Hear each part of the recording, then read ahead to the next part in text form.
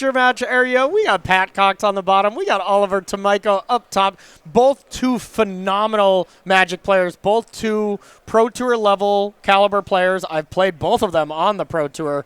Really strong players. Both two Star City luminaries, too. Oliver Tomajko is a fellow Players champion, and Pat Cox beat me in the finals of Invitational. He's an Invitational champion. Oh, okay. So, pretty cool to see. I didn't, I guess I didn't remember a lot of Pat Cox's SCG stuff, but he's been around the game forever, so he's been dominating tournaments for a long time. So, best kind of start, Hired Claw getting answered by Torch the Tower from Oliver. Oliver especially in a great spot being on the play here.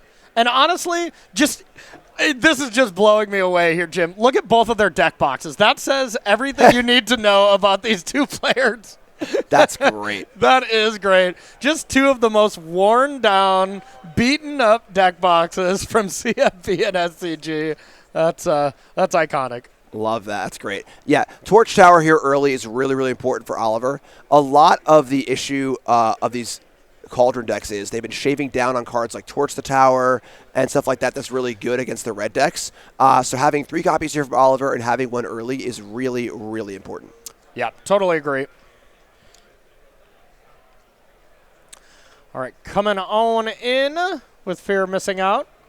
How do you like the mismatch basics here with the beta and the full art? That's like one of each that we like, though. It's a little weird. Yeah, a litlittle weird. The Lord of the Rings lands here from Pat. Pretty cool. I'm pretty happy with all these basic choices. Yeah. And I love the Hardcast Vivi here. Just Oliver saying here it is. You know, if your turn is going to be tap 2, Lightning Strike this, that's great for me. Oh, for sure. Because then it's in the yard, and then Cauldron can deal with it. And honestly, Pat might just aggressively block here to get Vivi into the yard. Sometimes you get that free blocker. You just didn't have a way to loot it away. Sometimes you're pretty happy to block. Speed up. Start your engines. We're on speed number 1. Speed 1. Keanu Reeves, Sandra Bullock. Phenomenal film. Speed 2. It got worse. To say the least. All right. Heading on over to Oliver's turn. And now Vivi's ready to go. Here is maybe our first fireworks here from the Is It Cauldron deck. It's interesting, though, because, like, Vivi is very explosive in, like, a prowess deck when it gets on tap with it. There actually are just a ton of creatures in the Cauldron deck. It's not really a phenomenal VV deck. Yeah. You know, putting on the Cauldron is great, but as far as just, like, there are no ops, there are no cheap cantrips, there's, into the Floodball, Torch Tower, etc., which will be good here. Even only a few counters here is good. Mono Red's a deck where you don't need to go that big to beat them, but it's kind of fun to see. You expect this huge pop-off. It doesn't always happen. Yeah, honestly, the best that you can pop off with VV here is to just get enough counters on it so that you can discard another VV with a Winter Night Stories or something, and then play Cauldron. Like, you're totally right. You want VV in the graveyard in this deck more than in play. But a deck that plays a bunch of Wild Rides and stuff, then you can really take advantage of it. How do you like Wild Ride in comparison to these Cauldron decks playing it or not? It's such a weird card. It is weird. It's tough to evaluate. Yeah, when it's good, it's really, really good. And when it's bad, it's absolutely blank. Yeah. And having a high variance card in your deck full of looting effects is pretty cool. Yeah. But it feels like a crutch for some people. I've heard that, where really good players say it's a crutch, you don't really need it. But I'm not sure. Yeah, I didn't put it in my list, but I still lose to it so often, so I'm still very torn, So Scholar comes down to draw some cards here after Profts came into play. So now we're going to have Proft being able to put a good amount of counters onto Vivi, and Vivi has not been activated yet. So 3 counters could go there, and now all of a sudden we'll have 4 mana available if this works. Ooh. Double Burst Lightning, but yeah, if Oliver did have a Torch the Tower or something there, that would have been a complete blowout. Yeah, I think you got to go for it if you're Pat. This is a really good draw from Oliver on the play. Pat's already pretty behind, so you got to go for it, though. Yeah, and I mean, amazing patience from Pat Cox. He was just like, listen, I need to maximize my cards. I need to maximize my interaction against you and hope for the best, and Pat truly did it there. Yeah, that was huge. Like, wasting those profs counters, sizing is so important against mono red that was could be a big turn in this game where it looked like Oliver's hand was just going to run away with it. Yeah, I mean, he was about to just have a 4-7 VV that hadn't been activated. So, I mean, just having a 4-7, it doesn't have to be a VV. A 4-7 against Mono Red is going to be very good. All right, now can Pat capitalize? That was a great last turn. Okay. We're going to warp a Nova Hellkite. 1 damage to FOMO. Now you're able to attack with the Challenger and the Nova Hellkite. You get in some damage here, but not necessarily anything too exciting, right, Jim? Yeah, I mean, it's some. Pretty aggressive block there from Oliver. Yeah. I think it seems fine. The FOMO is definitely your better creature, and being able to trade for a Challenger with a Scholar doesn't get to happen very often, so I'm jumping at the chance to block that as well. All right, works out. And Challenger dead too. Speed goes up. Okay, now big turn for Oliver. If he is able to assemble Delirium and draw a good chunk of cards, you know, Fear Missing Out can do the nice little trick of put counters on itself, attack, untap, put more counters on itself, say go if you want to play defense. Or, of course, there's some worlds where you can just win the game. And that's how it starts. All right, story time. So no Cauldron shenanigans here from Oliver, so nothing going too bananas this turn. This will just be a nice, solid, aggressive turn. So something we might easily see is Oliver start by putting counters on FOMO, attack with FOMO, untap it, then put counters on the Mako, leave them both untapped, and now you have 2 gigantic blockers that don't die to burn spells. Yeah, this is a lot of the power of this deck is that there's just a lot of stats. There's a lot of power and toughness between all these discard triggers, the profs, and everything else. And we got sorcery, creature, land, Delirium. And instant. Torch Tower there. It's a little glary. We can see it. And, now you can even do the post-combat Winter Night stories if you want.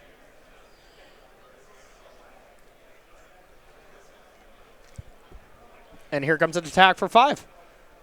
Attack, untap, extra combat step. And boom, crank it up. Yeah, how are you going to die from 14? I like this attack from Oliver. Yeah, that's a lot of pressure. Yeah. And red does not deal particularly well with, 10 toughness creatures or whatever that is. Yeah. 9's good, close enough. But yeah, great spot for Oliver. Yeah, in the post board, you have these kind of active treason effects. Twisted Twisted Fealty? Yeah, Twisted Fealty. Yeah. That's one of the options. So sometimes you can't go this tall in the post-board games, but game 1, you just get to pop off. All right, and then Oliver here, what's the follow-up? Well, bad open from Pat here.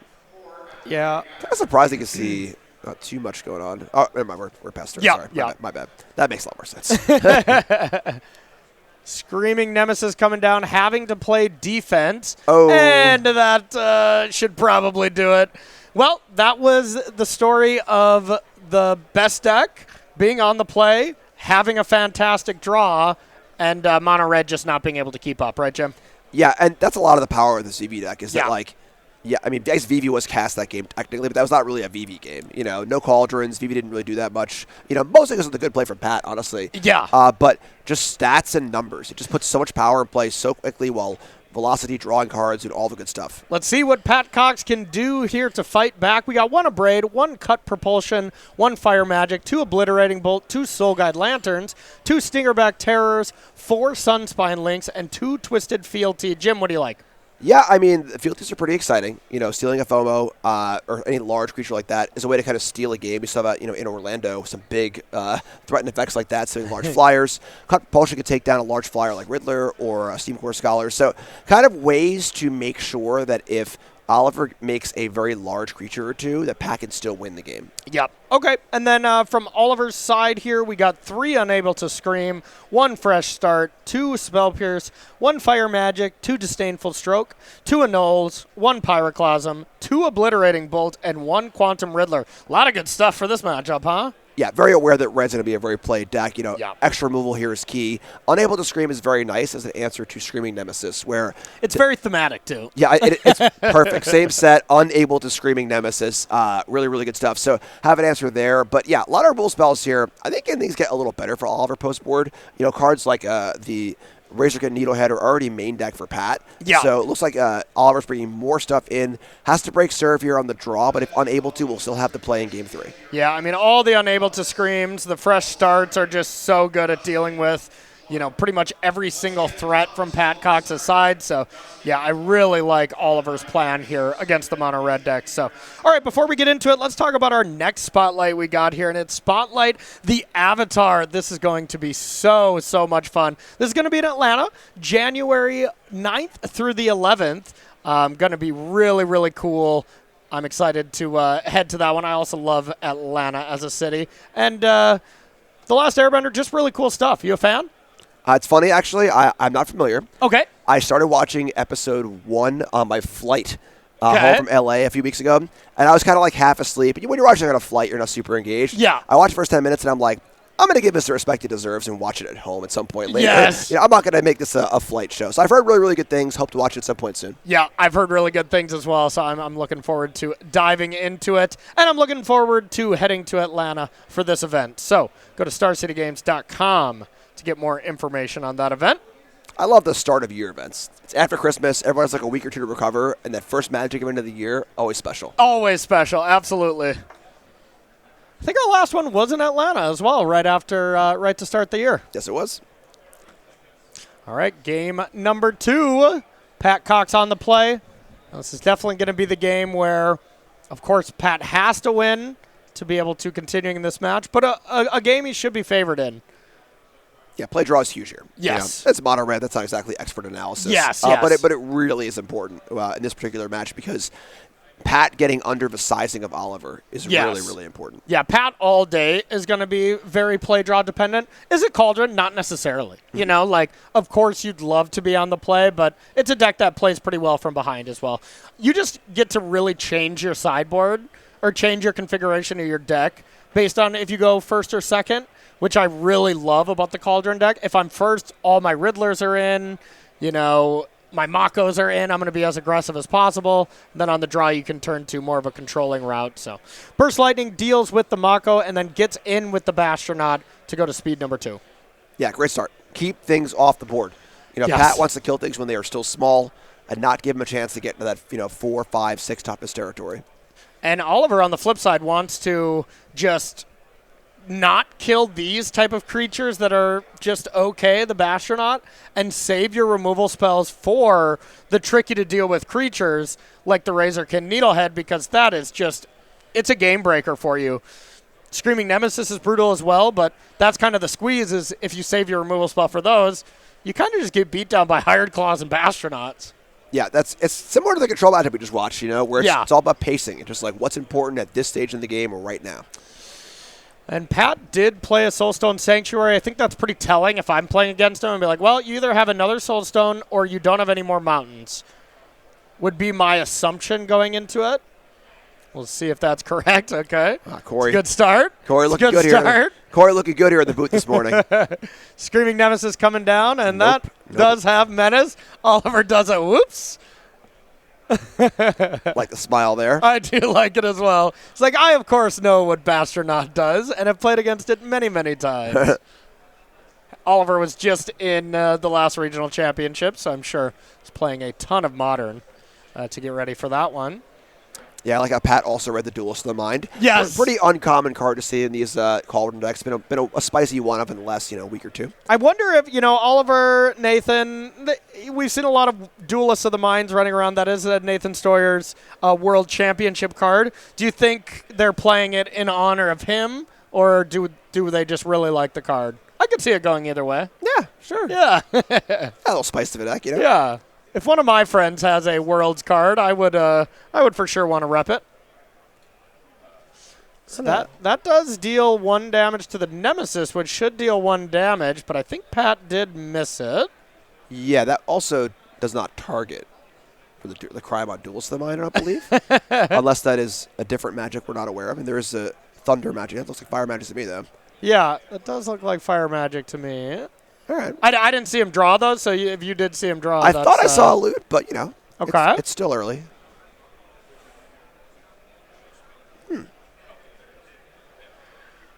Well, we'll head on down. Alrighty then.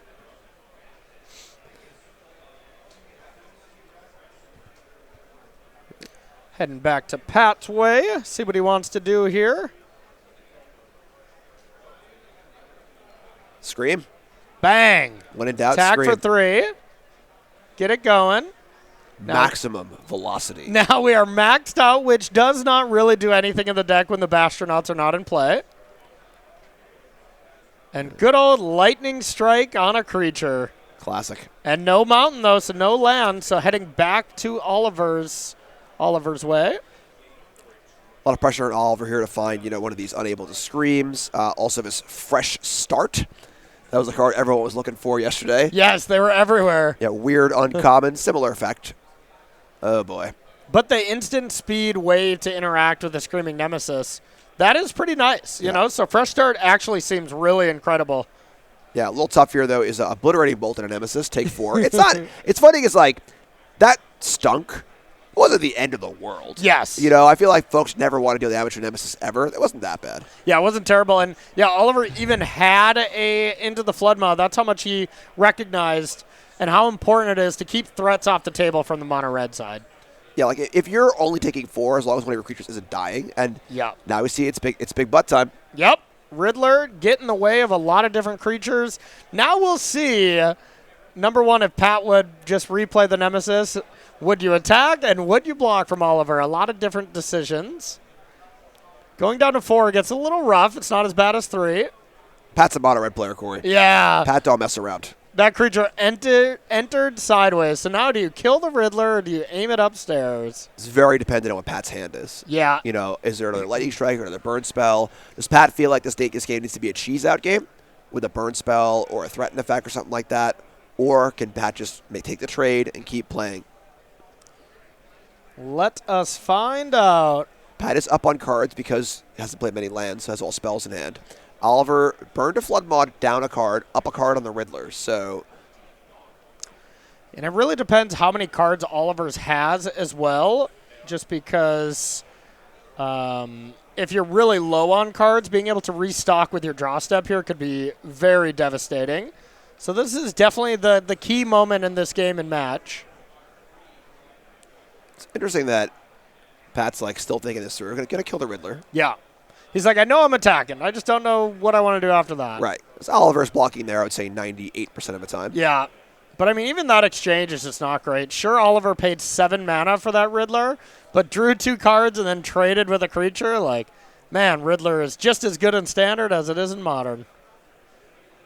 Riddler number 2. Riddle me this, Corey. Riddle me this.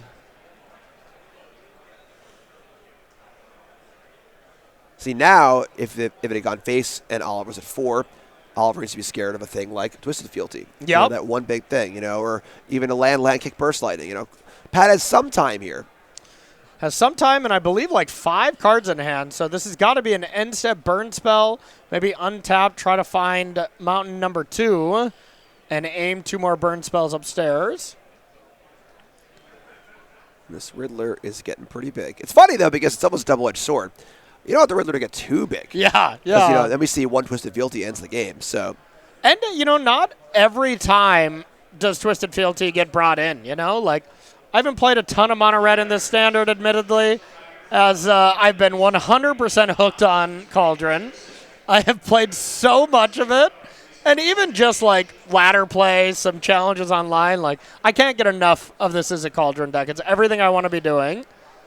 But the mono red deck is extremely powerful as well, and the matchup's always fun and very close.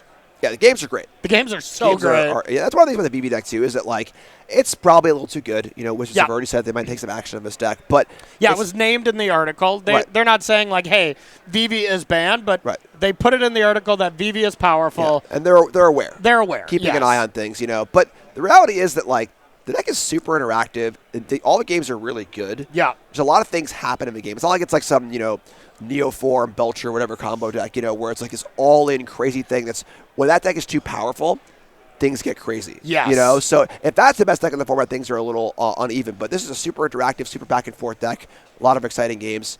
And I don't know, that Riddler's exactly the size of Oliver's life total. Oliver's life total is a little bit less now. Down to 5, and that's the one thing is when I'm playing the Cauldron deck, at least, I don't really bring in any counter spells. My whole way to protect my life total is by killing the creatures. Now, there was one. Is there a flash freeze on the board? Nope, I'm seeing things. Nope. That was a prior match. Sorry. No flash freeze. Flash freeze even legal? Yeah. Okay. It was in a sideboard we saw it in a previous deck. All right. There's the fealty. Twisted Fealty. It's a threaten, Oliver. You know what those kind of effects do. And remember, this is not an open deckless tournament, so Oliver did not know this was coming and scoops it up. Good old Threaten still gets it done, just like back in the day, Jim. Man, every time Mono Red steals a game like that, I don't know, a fairy gets its wings or something. I don't even know where that's going, but you just love to see it. That was incredible. So taking one more look at the sideboard here, I think Mono Red keeps it the same. Looking for Oliver's changes. Do you make any changes here, play draw, when it comes to Cauldron, now that he's going to be on the play? I don't think too much changes. The Riddler is a little better on the play, but it seems good anyway. But I think, honestly, for Pat, like, any amount of cheese-out stuff he had in, if you can bring it even more on the draw. So maybe there's only one fealty in for game 2. I think on the draw, you want 2 of them. When you're on the draw, I recognize that, like, it might be a little hard to go over the finish line. So I want that extra cheese out, whatever. I'm just going to get you and steal the game kind of card. All right. Well, Jim wants the cheese out cards. And if you want information, I'm going to tell you how here in a second. I want you to subscribe to the newsletter here. You can go to starcitygames.com/newsletter. If you want to get just all the information on any kind of events we have, any kind of sale, anytime product can be pre-ordered, anything like that. Jim, you're a big fan of this newsletter, right? Yeah, I've been signed up for over a decade. Yeah, it's phenomenal. So if you want to be signed up, make sure to head to that URL on the screen, get signed up, and be aware of all the things coming down the pipeline here at Star City Games. Getting ready for game number 3 here. Oliver's going to be on the play. You would think, even if this matchup's close, even if Mono Red's favored, that Oliver has to be favored to take this match from this position, right? On the play, with all the extra removal spells in his sideboard, yeah, I would say Oliver, probably a slight favorite. It depends, though. The games are super tight, and Pat's deck does have a lot of ways to kind of steal wins, or powerful threats like Needlehead, where if they do stick around for a bit, it can do a lot of damage. So we'll see. And Pat is a phenomenal aggressive player. Shows up to any of these events that are close to him these days, and still got it. Looks like Oliver has kept, and just deciding if Pat is keeping as well. Get us ready, and here we go. Game 3 here at Magic Spotlight Spider-Man underway. Ah, yes. The ponderous pace of land go. Nothing like a land go in the morning. Yeah, that's got a favorite Oliver here big time. Definitely. And Oliver did have the mountain available, essentially, where if Pat did play a 1-drop, could have torched. But you do got to be a little wary, like those torches really want to hit some of the more difficult to deal with 2-drops like the Razor Kid Needlehead. Island coming down and FOMO coming to play, discarding another beautiful Beta Island, right? Looks like it. Yeah. And the upside here is that, that because of a 3rd toughness, there isn't really a way for Pat to proactively deal with that FOMO. Nope. Now mana is wasted. Now Pat plays a 2-2 into a 2-3. The sizing of this Cauldron deck is just big. It really is. So now you kind of think, do you want to do something before your draw step? Oliver agrees. You're just going to kill that every time. So saving yourself as many points of damage is exactly what I try to do against these red decks as well, especially when you're about to play a Profs. Great start for Oliver. That 4th point of toughness is huge. And then the 5th point is the real point where now it's out of range of almost everything. Yes. Obliterating Bolt, so on and so forth. And Cup Propulsion cares about toughness to power to damage. Or power to damage, right? So it can't kill a thing with larger toughness than power. Yeah. That used to come up all the time in Limited when I was playing that format. Unless it flies. Right, then, correct, yes. Yeah. So a large ground creature. All right, so had the Bolt, Huge. Very, very important to kill that thing now before it gets out of hand. But red still wants to be doing the aggressive things, and so far, Pat has only done reactive magic, but when you're on the draw, that's kind of the name of the game. You got to know how to pivot when you're playing this mono red deck well. And here comes the Riddler. Normally, Riddler is the play you really want to have when you're about to flashback a Winter Night Story, something like that.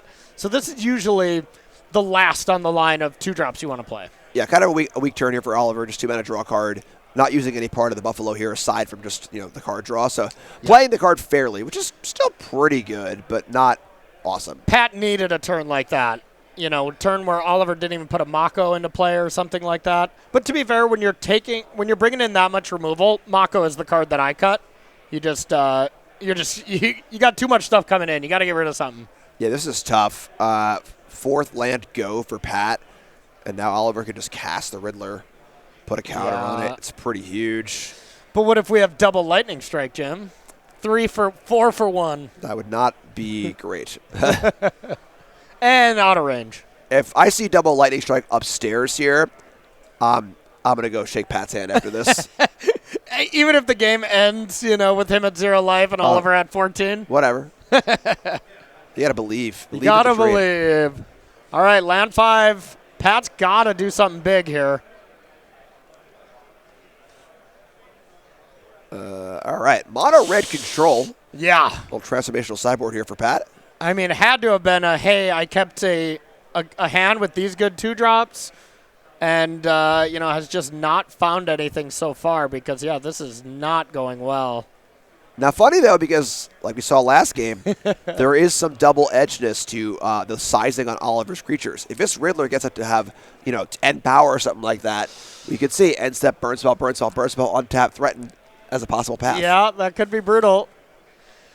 But, the one thing we also really haven't seen out of Oliver so far is just the Cauldron VV turns, So far, we haven't actually done it. So if we can discard VV here, play the Cauldron, it almost doesn't matter if you have that big of a creature because you usually one-shot your opponent. Thinking about this discard on the stories. Discarding a creature or 2 other cards. It's going to be 2 cards. Discarded that Obliterating Bolt. Hasn't found a target yet, so it makes sense. Yeah, Pat sided out all his creatures. Now, we do have Winter Night Stories to flash back right away if you want. I don't believe Oliver has played a 6 land yet. I believe this is turn 6. Correct. So that's the thing is, if you only have 2 more mana available, you would much rather play a FOMO, put the counters there, diversify your counters a bit. But if you're still going for the combo, flashing back Winter Night Stories here seems like a great place to start. 3 more looks at VV into the yard. It's so fun thinking about Pat's hand from a spot like this, where when your opponent is just not doing anything. Yeah. The possibilities are, they just have nothing. They just drew all lands. Yep. But maybe there's some weird combination of cards that could be there. A bunch of lightning strikes or burn spells. Some sort, and that's where a lot of those oh my God, wins come out of because your opponent thinks, oh, you got lands, whatever. And all of a sudden, it just this unexpected combination of cards that could be expected if you put a little thought into it. What could Pat possibly have here? Yeah. Well, it looks like Oliver is a little conscious of, hey, I don't want to get my creatures too large. This is a post-combat FOMO. Just trying to get one less counter on the Quantum Riddler. Be like, no, thank you. My creature is a 2-turn clock now anyways. Because I believe we have attacked for 8, and Pat has not taken the damage yet. Is that correct? Yeah, it looks like that. I mean, it didn't start at 25, so. Maybe he did. Yeah. We'll figure out exactly what our life totals are. And big things here from Pat. I believe still at the end step, so if I'm Oliver, I'm scared. I'm like, I don't want you to be doing math. Pat's got to do something, Yeah. But here's the thing. If Oliver just has 1 into the Flood Maw, he's got to be feeling excellent. Just, sure, you can take my Riddler. I'll bounce it then. Yep. 4 mana speaks to Witchstalker Frenzy. I guess it would cost 3, right? Is it while they're currently attacking or if they've attacked this I turn? believe it's within combat, but yeah, we would have. Wow, this is. Okay, so just a hard cast. I think it's for attack this turn. I think it does get reduced. Okay. But doesn't matter here. So mana burn for 1. Yep. Boomer alert. I guarantee Pat was playing back when Mana Burn was a thing. Oh, for sure. 100%. Yeah, that invitational that I played against him, it was, I think, 2011, and he was a veteran at that point. Yeah. So, I think one of the last Pro Tours I played, a Pro Tour in Japan, I played against Pat 3 times in a Pro Tour. Like, we played in the 2 drafts and in Constructed. record? I did, I knew you were going to ask me that. Well, I mean, in the match against Pat. Yeah. 3-0, 2-1, Yeah, 1-2. I won 2'd. I okay. won 2'd, yeah. Pat got me good that tournament. But I think I was on a 2-0 heater against him before that. But overall, Pat has had my number for sure. It's a great player. As most players do. Yeah, thank you. Thank you, Jim. Have you been surveying most players? Like, how many times you beat Corey? I just know. You just know. I know Okay. you. That's all I need to know. Okay. Wow. With friends like this, why would anyone need enemies? Say go again with 6 untapped mountains. Oh, boy. This has not been Pat Cox's game. Or it's going really well and we don't know exactly what's in hand. That's the thing where it's like, Pat's really good. You kind of assume Pat has a plan here. If Pat kept 7, Yeah. there's something going on. Prof's number 2. problem- 2-mana cantrip, essentially. The problem here is that is 9 power, and Pat does seem to be at 9. I would think that is correct. Time to cut the propulsion. And that is going to do it. Oliver Tomajko here takes it down. 2-1 is a Cauldron over Mono Red from Pat Cox. And